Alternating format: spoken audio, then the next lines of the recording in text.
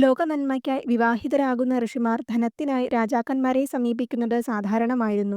അപ്രകാരം അഗസ്ത്യമുനി ശ്രുതവർണൻ, ത്രസദാസ്യു തുടങ്ങിയ രാജാക്കന്മാരെ സമീപിച്ചിരുന്നു എങ്കിലും തനിക്ക് ധനം തന്നാൽ പിന്നീട് രാജ്യഭരണത്തിനുള്ള ധനം അവരുടെ പക്കൽ അവശേഷിക്കുന്നില്ല എന്ന് മനസ്സിലാക്കിയ അഗസ്ത്യമുനി ആ ഉദ്യമത്തിൽ നിന്ന് പിന്മാറി. പിന്നീട് മുനി ധനികനായ ഇല്വലൻ എന്ന അസുരരാജാവിനെ സമീപിക്കാൻ തീരുമാനിച്ചു. കുട്ടികളില്ലാതിരുന്ന ഇല്വലൻ ഒരു ബ്രാഹ്മണനോട് ശക്തനായ പുത്രനെ ലഭിക്കാനുള്ള വിദ്യ ആരാഞ്ഞു. എന്നാൽ ആ ബ്രാഹ്മണൻ അത് അനുസരിക്കാതെ വന്നപ്പോൾ ഇല്വലനും സഹോദരൻ വാതാപിക്കും എല്ലാ ബ്രാഹ്മണരോടും വൈരാഗ്യമായി തീർന്നു. അന്നുമുതൽ തന്റെ രാജ്യത്തെത്തുന്ന ബ്രാഹ്മണരെ ഇല്വലൻ സദ്യയ്ക്കായി കൊട്ടാരത്തിലേക്ക് വിളിക്കും.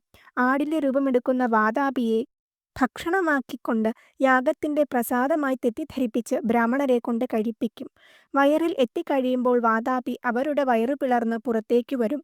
ധനം ചോദിച്ച് ഇല്വലന്റെ അടുത്തെത്തിയ അഗസ്ത്യമുനിയെ അസുരരാജൻ സ്വാഗതം ചെയ്തു വിരുന്നൊരുക്കി. അതിൽ ആടിന്റെ വിഭവവും ഉണ്ടായിരുന്നു.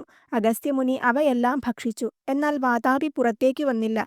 മുനി ഒരു ഏമ്പക്കം മാത്രം പുറത്തേക്ക് വിട്ടു. അഗസ്ത്യമുനിയുടെ തപശക്തി മനസ്സിലാക്കിയ അസുരൻ മുനിയെ താണുവണങ്ങി ആവശ്യമായ ധനം നൽകി അയച്ചു.